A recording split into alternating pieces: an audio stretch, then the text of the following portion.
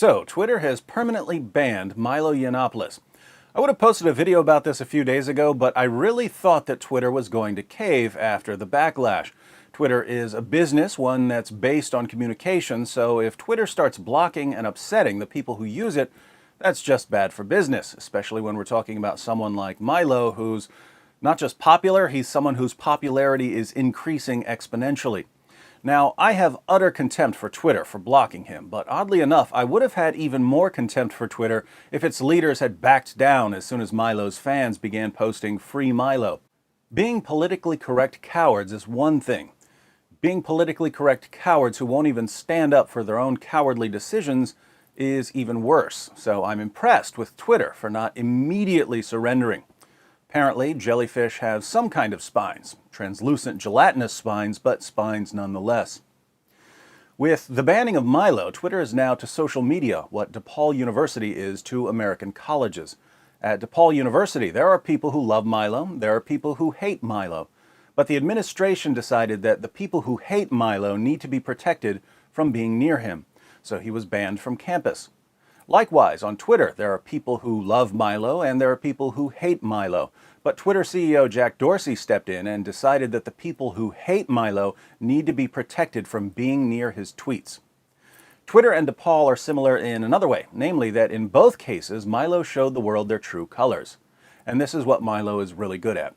He tells people ahead of time, "Do you see that university over there? Did you know that that university treats students very differently based on their views? Did you know that certain students are favored because of their views and that other students are discriminated against because of their views?" And people say, "No, that's a university. They love diversity there." And Milo says, "Oh yeah? Watch this. Let me say something about modern feminism and social justice warriors." Milo speaks, students who hate him lose their minds, students who love him are overjoyed, then officials step in and say, "You students over here, we're giving you special treatment. You students over there, do the world a favor and staple your mouths shut." And the world is shocked. But notice, DePaul University didn't change. DePaul University was already like that. People's perception of DePaul University changed because someone exposed the bias that was already there. What's interesting about the Twitter ban is that Milo used the exact same method to expose one of the world's top social media sites. You see Twitter over there? Did you know that Twitter treats users differently based on their personal views? No, Twitter's just here to help people express their views, not censor their views. Oh yeah? Watch what happens when I make fun of the new Ghostbusters film.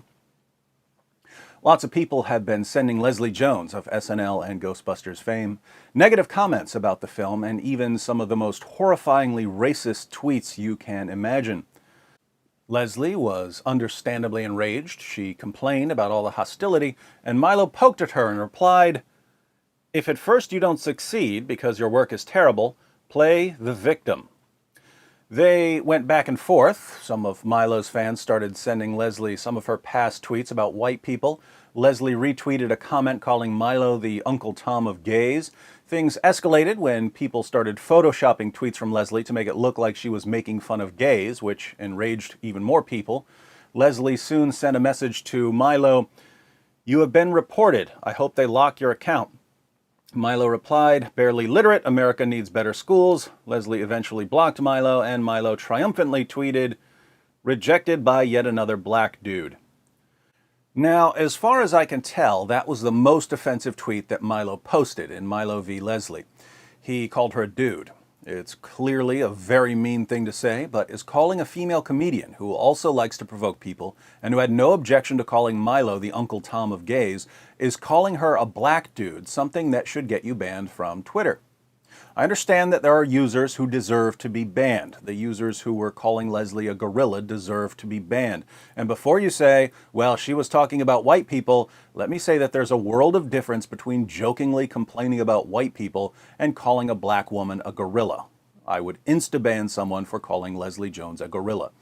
If anything counts as abuse, that does.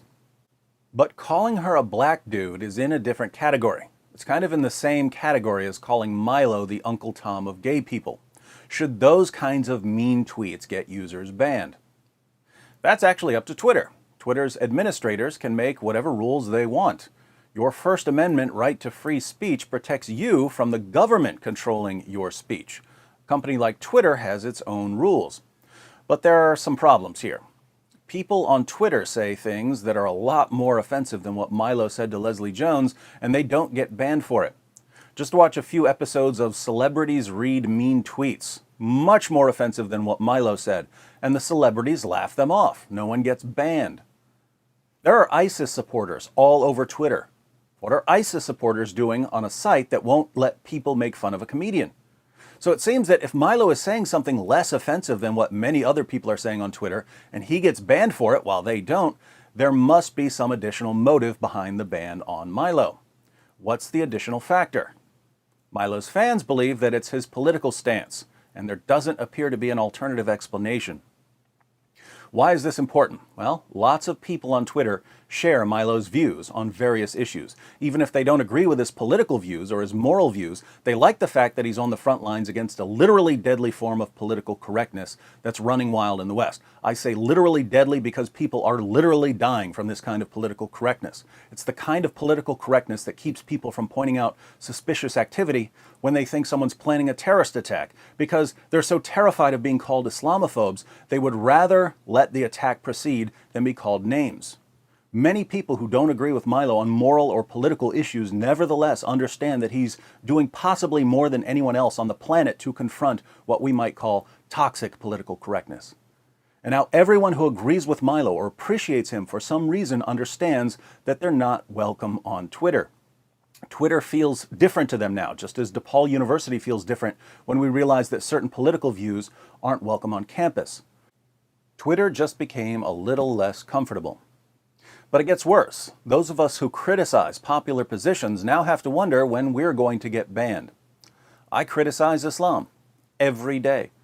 If calling Leslie Jones a man falls into the abuse category, how long before criticizing Muhammad or the Quran qualifies as abuse because it hurts people's feelings? So Twitter just isn't as fun anymore, and users who vigorously defend views that run contrary to the views of CEO Jack Dorsey have to wonder how long we'll be on Twitter. This doesn't mean that Twitter will disappear anytime soon, but it does mean that as new social media websites spring up, users who no longer trust Twitter will be looking for an alternative. And as users migrate to these other sites over time, so will the celebrities, and Twitter will eventually go the way of MySpace. That's what happens when trust is broken. That's what happens when CEOs try to force people into a political box. And that's why Milo Yiannopoulos, regardless of whether you like him or not, has destroyed Twitter.